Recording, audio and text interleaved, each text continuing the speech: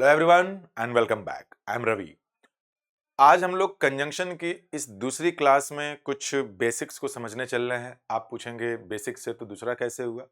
इसके पहले क्लास में मैंने कंजंक्शन के ही क्वेश्चंस को सॉल्व करने के लिए कुछ अलग बेसिक्स बताए थे, जिसमें क्लॉज और फ्रेज के डिफरेंस को समझे थे। तो वो कंजंक्शन का पार्ट कैसे हुआ, आइए समझाने की कोशिश करते हैं। तो इस बात को समझने के लिए हमें समझना पड़ेगा कि कंजंक्शन की डेफिनेशन क्या है। ठीक है, तो मैं आगे बढ़ूं इसके पहले मैं चाहूंगा कि आप लोग वीडियो को लाइक कर दें। चैनल को सब्सक्राइब नहीं किया है तो please do subscribe to it. पसंद आ जाए लास्ट तक दोस्तों के साथ शेयर जरूर करिएगा, दोस्तों को रेकमेंड जरूर करिएगा। तो कंजंक्शन क्या होता है? Conjunction is a word. Conjunction is a word क्या होता है, करता क्या है? विच ज्वाइंस। ज्वाइन करने का मतलब ये निकला कि जो जोड़ता है। तो किसको किसको जोड़ता है? ए, वर्ड्स को जोड़ेगा। बी, फ्रेजेस को जोड़ेगा। सी, क्लॉजेस को जोड़ेगा। This is the definition. ये जिसे आता है उसे भी हेल्प करेगा, जिसे नहीं आता, जो मानता है कि सर हम काफी वीक हैं, उसे भी काफी हेल्पफुल होगा। यानी कंजंक्शन की डेफिनेशन की अगर बात किया जाए तो एक बात तो क्लियर हो गया कि कंजंक्शन एक ऐसा वर्ड होता है जो ज्वाइन करता है। क्या ज्वाइन करता है? वर्ड्स को, फ्रेजेस को, क्लॉजेस को। तो ये क्या है, ये क्या है, ये क्या है, इसके पहले वाले कंजंक्शन के वीडियो में मैंने एक्सप्लेन कर दिया गया है, जिसमें क्लॉज और फ्रेजेस में ही एक्सप्लेन किया है कि सेंटेंस क्या होते हैं, क्लॉजेस क्या होते हैं, वर्ड किसे कहते हैं, फ्रेज किसे कहते हैं, क्लॉज किसे कहते हैं, सबऑर्डिनेट क्लॉज किसे कहते हैं, कोऑर्डिनेट क्लॉज किसे कहते हैं, मेन क्लॉज किसे कहते हैं, कंपाउंड सेंटेंस किसे कहते हैं, कॉम्प्लेक्स सेंटेंस किसे कहते हैं, सिंपल सेंटेंस किसे कहते हैं। ये सारी बातें इसके पहले वाले वीडियो में मैंने एक्सप्लेन कर दिया है। तो अब आपका टास्क ये है कि आप अगर उस वीडियो को नहीं देखे हैं तो देख लें, फिर इसके बाद हम इसे काम करते हैं। तो अब हम कंजंक्शन के डिफिनेशन को जरा फिर से समझ लेते हैं। जैसे मैंने एक एग्जांपल लिखा, Ram and Shyam, Ram and Shyam are friends. ये एक एग्जांपल है। दूसरा एग्जांपल लिख दिया, the boy and the girl, the boy and the girl are playing. एक और एग्जांपल यहां पे लिख देते हैं। तीसरा, you are honest so you will be promoted. ठीक है ना, ये हमारे एग्जांपल्स हैं तीन। तो मैंने यहां पे क्या बताया कि conjunction is a word which joins. किसको ज्वाइन करेगा? वर्ड्स, फ्रेजेस एंड क्लॉजेस को। तो सबसे पहले कंजंक्शन के डिफिनेशन को समझ लेते हैं, इसके बाद आगे बढ़ते हैं। तो यहां पे देखेंगे कि एंड इज अ कंजंक्शन। और कौन सा कंजंक्शन है ये एक कोऑर्डिनेट कंजंक्शन है, ध्यान रखिएगा। And is a conjunction, coordinate conjunction. Coordinate conjunction का मतलब ये निकल गया कि सेंटेंस बन जाएगा कॉम्प्लेक्स। इसके बारे में हम अगर बात करें यहां वाले में, तो सो क्या बन गया? आपका कोऑर्डिनेट कंजंक्शन ये भी बन गया है। तो यहां समझने वाली बात हमारी ये है कि जोड़ किसको रहा है। तो ये सिंगल वर्ड है, तो ये वर्ड है, वर्ड वन, वर्ड टू। तो यहां पे कंजंक्शन ने दो वर्ड्स को जोड़ा। यहां के बारे में अगर हम बात करें तो ये सब्जेक्ट है, ये भी सब्जेक्ट है, लेकिन ये देख रहे हैं ना ग्रुप ऑफ वर्ड्स है। तो जो ग्रुप ऑफ वर्ड्स होते हैं having sense but not complete sense, उन्हें हम कहते हैं फ्रेज। तो ये फ्रेज है, तो इसे हम लोग क्या बोलेंगे? फ्रेज। ये फ्रेज है, ये भी सब्जेक्ट में क्या है? नाउन फ्रेज है। यहाँ के बारे में बात करें तो ये सब्जेक्ट है, ये प्रेडिकेट है। इसके बारे में बात करें तो ये सब्जेक्ट है और ये क्या है? प्रेडिकेट है। अगर हम इसकी बात करें तो यहाँ पे ये क्या बन गया? क्लॉज। और सब्जेक्ट और प्रेडिकेट अगर बन गया आपका, जिसका मतलब सेंटेंस का एक ऐसा हिस्सा एक फुल स्टॉप होता है तो एक ही सेंटेंस होता है। ये सारी बातें हम पहले पढ़ चुके हैं पहले वाले वीडियो में। तो अब इसमें क्या है आपका कि ये भी क्लॉज बन गया। तो दो क्लॉजेस को जोड़ने के लिए जो वर्ड आया है वो कंजंक्शन है। तो यहाँ पे क्या हो रहा है कि यहाँ पे कंजंक्शन ने दो वर्ड्स को कनेक्ट किया है, यहाँ पे कंजंक्शन ने दो फ्रेजेस को कनेक्ट किया है, यहाँ पे कंजंक्शन ने दो क्लॉजेस को कनेक्ट किया है। अगर आपने क्लॉज और फ्रेज वाली वीडियो इसके पहले जो मैंने बताया है उसे नहीं देखा है तो देख लीजिए, समझना आसान हो जाएगा। तो कुल मिला के मुझे लगता है कि मैंने डिफिनेशन आपको समझा दिया। ये रहा कि वर्ड्स को जोड़ेगा तो भी कोई वर्ड, अगर किसी वर्ड को जोड़ रहा है तो कंजंक्शन है, फ्रेज को जोड़ रहा है तो कंजंक्शन है, क्लॉज को जोड़ रहा है तो कंजंक्शन है। अब इधर से मैं कुछ एग्जांपल्स लिखना शुरू करता हूं। बेसिक एग्जांपल्स हैं ये, ताकि इसकी अंडरस्टैंडिंग आपकी बेहतर हो सके और आगे आने वाले क्वेश्चंस को बढ़िया से सॉल्व करें। यहां पे मैंने लिखा एक एग्जांपल, ऐसे नहीं, both Ram as well as Shyam are honest ही कर देते हैं क्यों टाइम से, ऑनेस्ट। एक एग्जांपल ये रहा। दूसरा एग्जांपल मैं यहां पे लिख देता हूं, दो you worked hard, comma, you didn't get success. दो यू वर्कड हार्ड, एक मिनट थोड़ा सा रुकिएगा, मैंने कुछ तो गड़बड़ कर दिया है यहाँ पे, इस हिस्से को मिटाता हूं मैं, ऐसे करता हूं, but you didn't get success. एक एग्जांपल और लिखता हूं मैं, तीसरा, when you come to me then I shall talk to you। एक और एग्जांपल लिख देता हूं यहां, देखते हैं क्या है, meet us between 7 PM to 11 PM। ये कुछ एग्जांपल्स हैं कंजंक्शन के कुछ बेसिक्स को समझने के लिए, जो कि काफी हेल्प करेंगे आपको। कोई भी एग्जाम हो, you will get questions on this. Even अगर आप लैंग्वेज को बोलने के पर्पज से ही सीख रहे हैं या एक कहीं पे समझने के पर्पज से सीख रहे हैं, तब भी ये बड़े कॉमनली यूज्ड कंजंक्शंस हैं। ये लगभग सबको पता ही होना चाहिए, क्योंकि इनसे आप बच नहीं सकते। ये डे टू डे कम्युनिकेशन में भी काफी यूज में आते हैं, ठीक है ना। तो आइए मैं आपको ना कुछ समझाने की कोशिश करता हूँ। कंजंक्शन की अगर बात किया जाए तो एक टर्म होता है कोरेलेटिव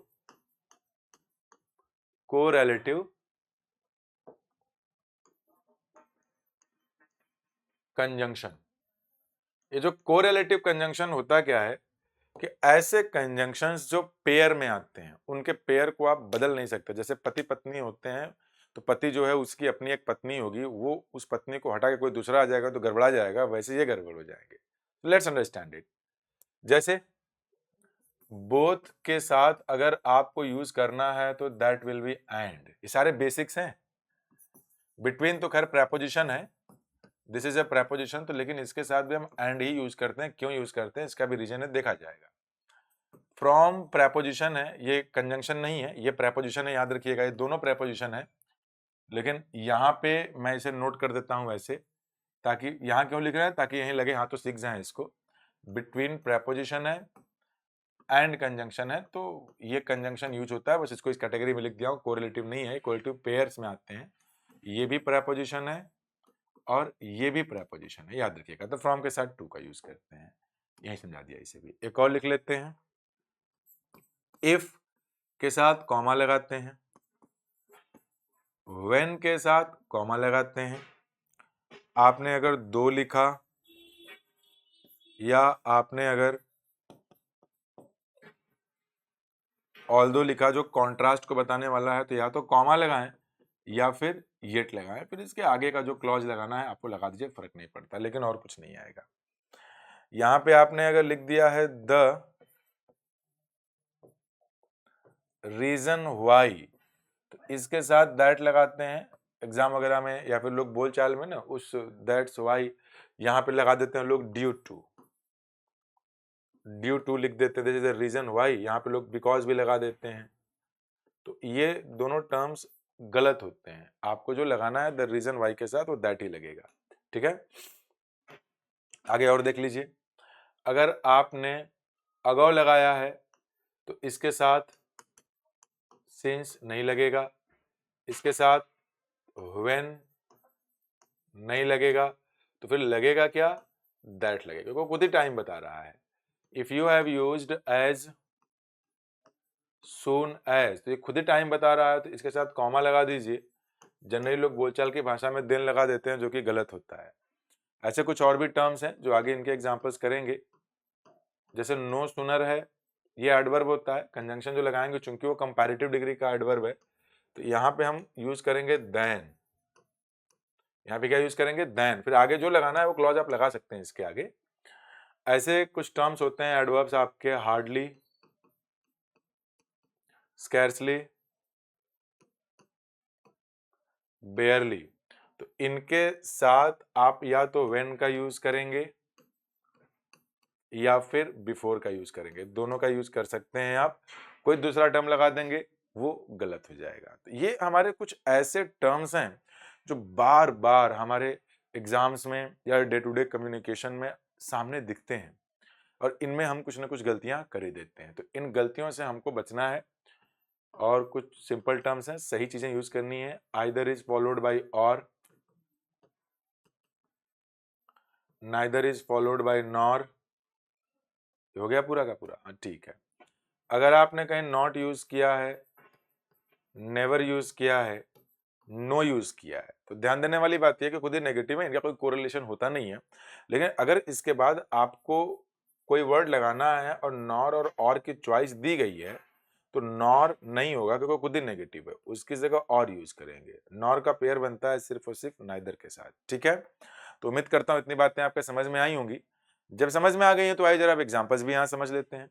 both Ram as well as Shyam, तो अभी मैंने बताया ना कि both is followed by and, not by any other word. तो ये जो आपने एज वेल एज यूज किया ये गलत है, यहाँ एंड लगाइए। दो, ऑल्दो, अगर ऐसे वर्ड्स आप यूज करते हैं तो इसके साथ बट नहीं लगाते।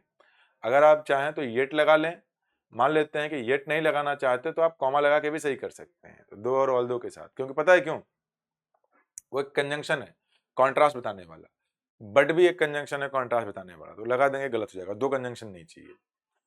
यहां देखते हैं इसे, when you come to me, तो व्हेन टाइम बताने वाला कंजंक्शन है, तो वही चीज बताने वाला एडवर्ब नहीं लगाएंगे, तो देन टाइम बताने वाला एडवर्ब होता है, इधर कॉमा लगाएंगे। जैसे होता है क्या ना, देयर इज अ डिफरेंस, एक टर्म होता है आपका then and the second term is then, this is an adverb, ये टाइम बताने वाला एडवर्ब है। वो देन क्या होता है, वो होता है कंजंक्शन। वो कंजंक्शन कब यूज होता है, जब हम कंपैरिजन की बात करते हैं।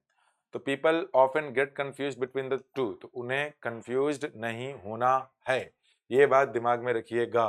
अगर टाइम बताने वाला आपने कंजंक्शन लगा दिया है तो फिर एडवर्ब की जरूरत ही नहीं है वही बात बताने के लिए। जैसे लिखा है meet us between 7 PM to 11 PM, तो अब इधर ये टू नहीं आएगा, इधर हमें क्या लगाना है, एंड लगाना है। तो बात आई कि बिटवीन के साथ एंड ही क्यों आता है, टू क्यों गलत होता है, सबसे बड़ा सवाल तो ये है। तो आइए सबसे पहले इस डाउट को दूर करते हैं और इसके बाद जो यहाँ पे कहाँ गया, इसके बाद जो यहाँ पे चीजें लिखी गई हैं तब हम इसका डिस्कशन करेंगे कि एक एक करके निपटाया जाएगा एक एक चीज को। तो क्या है भाई जरा देखते हैं। देखिए होता क्या है ना, जो बिटवीन है this is a preposition, this is a preposition, between is a preposition. अगर ये एक प्रेपोजिशन है तो जाहिर सी बात है कि इसका कोई ना कोई एक ऑब्जेक्ट जरूर आएगा और that object will always be plural, that object is always plural. अब बात आई कि बिटवीन का जो ऑब्जेक्ट होता है why it is always plural, क्योंकि बिटवीन हम जब भी लगाएंगे तो मिनिमम दो लोग तो रहेंगे ही, तीन लोग भी हो सकते हैं, चार लोग भी हो सकते हैं, मतलब ज्यादा भी हो सकते हैं, लेकिन मिनिमम दो तो रहेंगे ही। अब आप में से ज्यादातर ये बोलेंगे कि सर बिटवीन तो दो ही के साथ आता है, भाई ऐसा नहीं है। There is a logic. जब मैं आप लोगों को ना प्रेपोजिशन पढ़ाऊंगा तो वहां बताऊंगा कि दो से ज्यादा के केस में क्यों आता है, और बिटवीन का मतलब पता है क्या होता है, जब केवल डिफरेंस की बात होती है केवल तभी दो के बीच में आता है। अदरवाइज बिटवीन का एक और भी केस होता है, वो होता है क्लियरली सीन ऑब्जेक्ट। अगर कोई ऑब्जेक्ट जिसका इमेज आपके दिमाग में क्लियरली सीन है कि हाँ वहीं पे होगा, दिख जा रहा है आपको, माइंड इमेज बन रहा है, आंखों से दिख रहा है, तो वहां दो से अधिक के लिए भी आप बिटवीन का यूज कर सकते हैं। तो खैर वो बात का डिस्कशन उसको करेंगे। तो जाहिर सी बात है कि बिटवीन जब भी आप लगाएंगे वो हमेशा उसका जो ऑब्जेक्ट है वो प्लूरल होगा। तो अगर उसका ऑब्जेक्ट प्लूरल होगा तो जरा यहाँ आ जाइए, ये जो एग्जाम्पल दिया गया यहाँ पे बिटवीन, ये बिटवीन प्रेपोजिशन है, ठीक है, मान लीजिए। अब इसी चीज को मैं काम करता हूँ ना, यहां से हटा करके वहां लिखता हूँ बिटवीन 7 PM टू 11 PM, तो थोड़ा समझाना आसान हो जाएगा। मान लीजिए कि आपने ऐसे लिख दिया बिटवीन 7 PM टू 11 PM, ठीक है ना। हमें इस बात को समझना है कि ये एग्जाम्पल में टू क्यों गलत है, तो इसके लिए समझते हैं। अगर हमने बात किया टू प्रेपोजिशन की, तो जो टू प्रेपोजिशन होता है ये इसका ऑब्जेक्ट हो गया।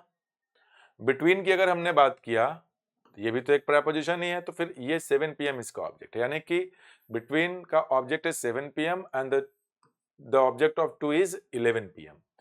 अब मुद्दे की बात ये आ रही है कि अभी कुछ देर पहले हमने कहा है कि बिटवीन अगर आपने यूज किया है तो मिनिमम दो लोग तो रहेंगे ही, यानी कि the object of between is always plural.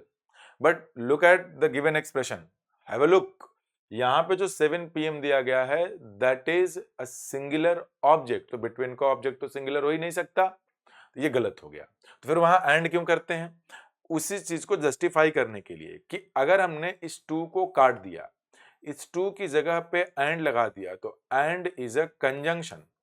And से जब हम जोड़ते हैं किसी भी चीज को, तो जब तक उसका रिजल्ट जो है कि एक ना हो, यूनिकनेस को ना दिखाए, वननेस को ना दिखाए, यूनिटी को ना दिखाए, तब तक तो उसका ऑब्जेक्ट प्लूरल ही होता है।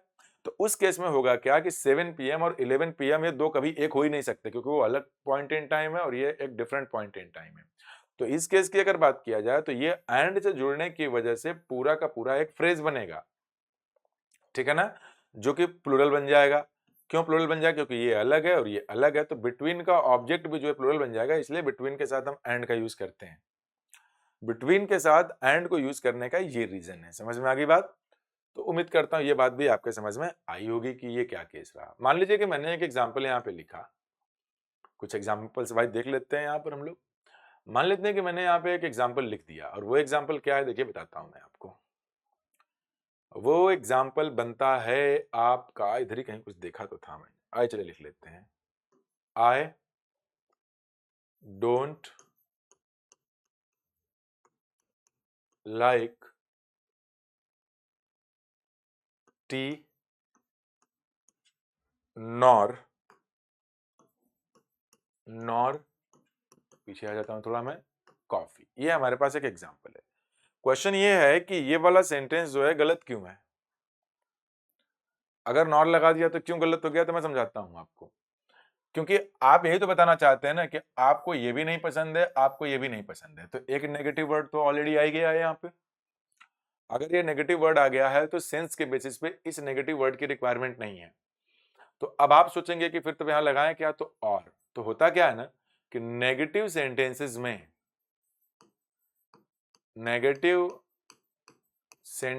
में और एंड का रोल प्ले करता है। मतलब इसका मतलब है, और का मतलब कि ये भी नहीं पसंद है, ये भी नहीं पसंद है। यानी कि अगर मैं इसको ऐसे लिख देता कि I do sorry I like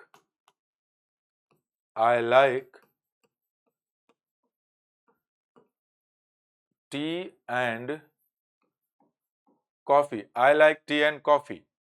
तो जैसे कि मैंने ये एंड का मतलब है ना कि ये भी पसंद है, ये भी पसंद है। तो जब आप नेगेटिव बताएंगे और ये बताना चाहते हैं कि ये भी नहीं पसंद है, ये भी नहीं पसंद है, तो नेगेटिव में फिर एंड को ना लगा करके और लगाएंगे।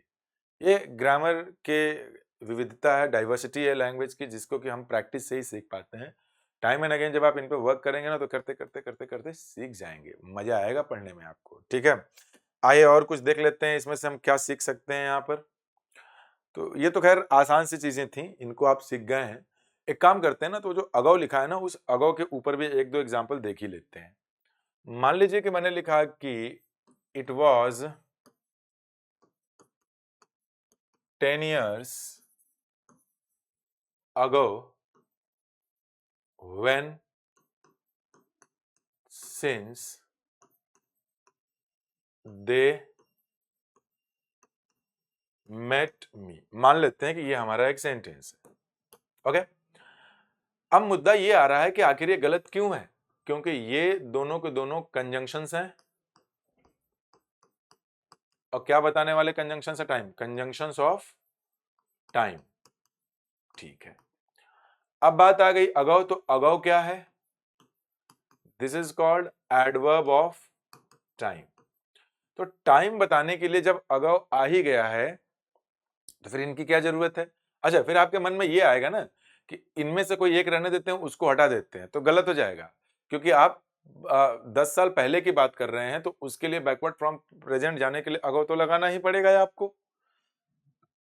अब बात आई कि एक रीजन ये रहा, दूसरा रीजन ये रहा कि अब आप बोले कि व्हेन लगा दे कि when they met me, it was 10 year, sorry, it was 10 years when they met me. तो अब ये बात तो बनेगी ना, इसका ये मतलब बन जा रहा है कि 10 साल हो चुके हैं जब से वो हमसे मिला है, तो उस केस में सिंस लगाना पड़ेगा। सिंस के लिए तो ठीक है, फिर उधर का भी टेंस बदलना पड़ जाएगा, तो चेंजेस बहुत ज्यादा करने पड़ जाएंगे और मीनिंग भी बदल जाएगा। तो इसको पढ़ के बस इतना समझ में हमको आ जा रहा है, भले ही वो गलत लिखा गया है कि 10, जब मैं उससे मिला था तो 10 साल पहले का समय था, तो चूंकि वो तो आ गया। अच्छा, दैट ही लगाने की क्यों जरूरत है? दैट लगाने की इसलिए जरूरत है कि this is a clause and this is also a clause, तो इस क्लॉज को कनेक्ट करने के लिए अगो का यूज तो कर ही नहीं पाएंगे आप।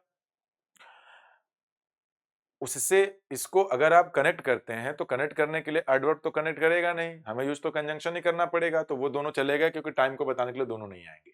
फिर दैट ही क्यों? क्योंकि वो अपने आप में एक कंप्लीट सेंस दे रहा है, ये भी कंप्लीट सेंस दे रहा है, तो एक न्यूट्रल कंजंक्शन है, इसलिए यहाँ पे दैट लगा देते हैं। एडवर्ब्स कभी भी कनेक्ट करने का काम नहीं करते, ये बात याद रखिएगा। जैसे कि मैंने एक एग्जांपल लिखा यहाँ पे कि आई went to market, I went to market, bought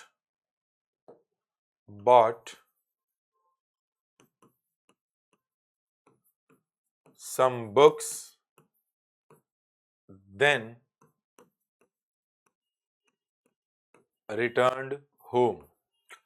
अब इस सेंटेंस की अगर बात की जाए और ये समझने की कोशिश की जाए कि ये वाला जो एग्जांपल है ये राइट है कि रॉन्ग है, तो बड़ा ही आसान तरीका है समझने का कि यहाँ पे जैसे कि ये यूज किया गया सब्जेक्ट, वेंट टू मार्केट, ये एक वर्ब फ्रेज है, बॉट सम बुक्स ये एक दूसरा वर्ब फ्रेज है, रिटर्न्ड होम ये एक तीसरा वर्ब फ्रेज है, बन गया यहाँ पे वर्ब के साथ आया हुआ। क्या क्या किया?